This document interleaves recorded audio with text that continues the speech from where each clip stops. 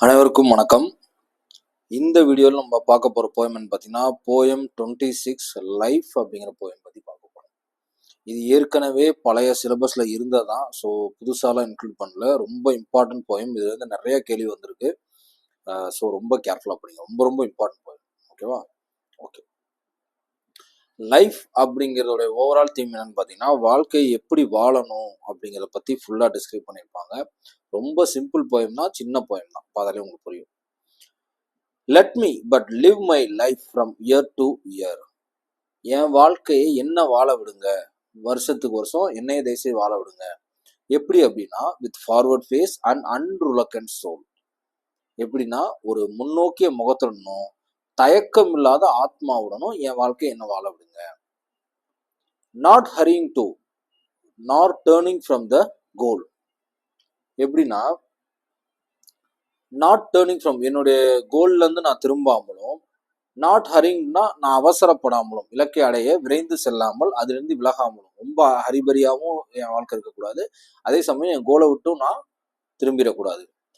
Not மவுனிங் from things that disappear in the dim past nor holding back in fear. அதாவது என்ன சொல்றாங்கன்னா, பழங்காலத்தில், அதாவது என்னோட பாஸ்ட்ல வந்து என்ன வேணாலும் நடந்திருக்கட்டும், அது டிம் பாஸ்ட்னு சொல்றதே ஒரு என்ன சொல்றது, ஒரு நெகட்டிவான பாஸ்ட் தான், அது நடந்திருக்கட்டும். அதை பத்தி நான் வந்து என்ன சொல்றது, முணுமுணுக்க கூடாது.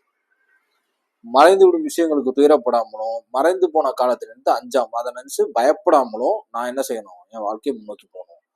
From what the future veils but with a whole and happy heart that pays its toll. அதாவது என்னன்னா, இந்த ஹோலோடு நிப்பாட்டிக்கலாம். என்னன்னா, எதிர்காலம் மறையாத பயன் தடுக்காம ஆனா முழுமையான மகிழ்ச்சியுடன் இருக்கும் இதயம் தகுந்த வினையை செலுத்தும். அதான் என்ன சொல்றாங்கன்னா, வாழ்க்கை எப்படி போகணும்னு சொல்றாங்கன்னா, என்னோட பழங்காலத்தை நினைச்சு நான் பயப்படக்கூடாது, அதே நிமிஷம் எதிர்காலம் மறைக்கவும் கூடாது. அந்த ஹோல் அண்ட் ஹாப்பி ஹார்ட் இருக்கு இல்லையா, nor holding back in fear from what the future feels. பயம் இருந்துச்சுன்னா நம்ம என்ன செய்வோம், நம்மளால ஒரு விஷயத்த முழுமையா செய்யவே முடியாது. அதான் சொல்றாங்க, nor holding back in fear from the what the future veil. இதோடு நிப்பாட்டிட்டு, but with a whole and happy heart that face its toll. But ஆனால் என்னோட முழுமையான சந்தோஷமான மனசு என்ன செய்யும், அதுக்கான தன்மானத்தை கண்டிப்பா செலுத்தும். To youth and age and travels on which year. அந்த இளமைக்கும் முதுமைக்கும் மகிழ்ச்சியுடன் பயணிக்க செய்யும். அந்த இளமையிலேருந்து முதுமைக்கு அண்ட் டிராவல் இருக்குல்ல, அதை வந்து மகிழ்ச்சியோட பயணிக்க செய்யும். So let the way wind up the hill or down. நான் போற வழி வந்து எப்படி இருக்கலாம், மேலேயும் இருக்கலாம், கீழேயும் இருக்கலாம். Up the hill, wind up the hill or down. மலைக்கு மேலேயும் இருக்கலாம் அல்லது கீழே இருக்கலாம். Over rough or smooth the journey will be joy. அது கடினமாகவும் இருக்கலாம், ஸ்மூத்தாகவும் இருக்கலாம். ஆனால் என்னோட பயணம் வந்து கண்டிப்பாக சந்தோஷமா இருக்கணும். ஓகேவா? Still seeking what I sought when but a boy. இன்னும் நான் தேடிட்டு இருக்கேன் என்ன அப்படின்னா, what I sought when but a boy. நான் வந்து ஒரு சின்ன பையனா இருக்கும்போது தேடியதை இன்னும் தேடிட்டு இருக்கேன். அது என்னன்னா, new friendship, high adventure and a crown. ஒரு புதுமையான உறவு, நட்பு, நிறைய சாகசங்கள் மற்றும் ஒரு முத்திரை. கிரவுன்னா ஒரு பதவி மாதிரி, crown. My heart will keep the courage of the quest. என்னோட இதயம் இன்னும் அதுக்கான தேடலுக்கான துணிச்சலை வச்சிருக்கு. மை ஹார்ட் வில் கீப் வச்சிருக்கும், will keep the courage of the quest and hope the road last turn will be the best. எனக்கு நம்பிக்கை இருக்கு, என்னோட கடைசி திருப்பு முனை கண்டிப்பா பெஸ்டா இருக்கும் அப்படின்னு சொல்லி முடிக்கிறாங்க. Hope the roads last turn will be the best. இதோட அந்த போயம் முடியுது. ஸோ லைஃபை எப்படி பாசிட்டிவ் அப்ரோச்சோட ஒரு ஆப்டிமிஸ்டிக்காக கொண்டு போகணும் அப்படிங்கிறத இதில் சொல்லியிருக்காங்க. வேற ஒன்றும் பெருசா இல்லை. ஓகேவா? ஸோ ஹென்ரி வேன் டைக் அப்படிங்கிறவர் இதை எழுதியிருக்காரு. அடுத்து பார்த்தீங்கன்னா க்ளோசரி. ஸோ மேக்ஸிமம் வேர்டு நானே சொல்லிட்டேன், பார்த்துருவோம். மௌனிங் அப்படிங்கிறன்னா, பழங்கால வருத்தத்தை நினைச்சு முணுமுணுக்கிறது, ரொம்ப அப்படியே புலம்பிட்டே இருக்கு, அதுக்கு தான் மௌனிங் அப்படிங்கிறது. Feeling or expression great sadness. Veils அப்படிங்கிறதுனா to hide or cover something so that you cannot see it clearly or understand.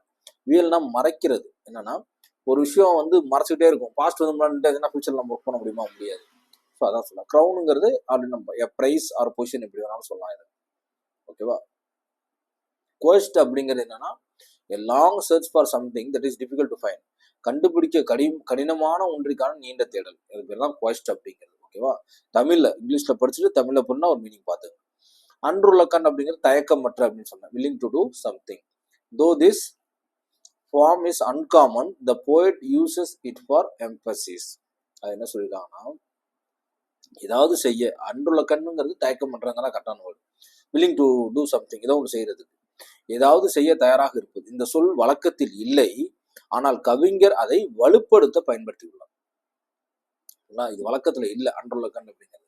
ஆனா போயத்துக்கு இன்னும் மெழுகேற்றும் விதமா அதை இன்னும் நல்லா போல்டா காட்டணுங்கிறதுக்கான இந்த வார்த்தையை பயன்படுத்திக்காருன்னு சொல்லியிருக்காங்க. ஸோ இதோட என் கார்டு போட்டாச்சு. ரொம்ப அருமையான போயம் இது. ரொம்ப சிம்பிள் போயம், இம்பார்ட்டன்ட் போயம், அதான் மறந்துடாது. ஓகேவா? ஓகே, லைஃப்ங்கிற போயம் இதோட முடியும். Thank you so much. தேங்க்யூ.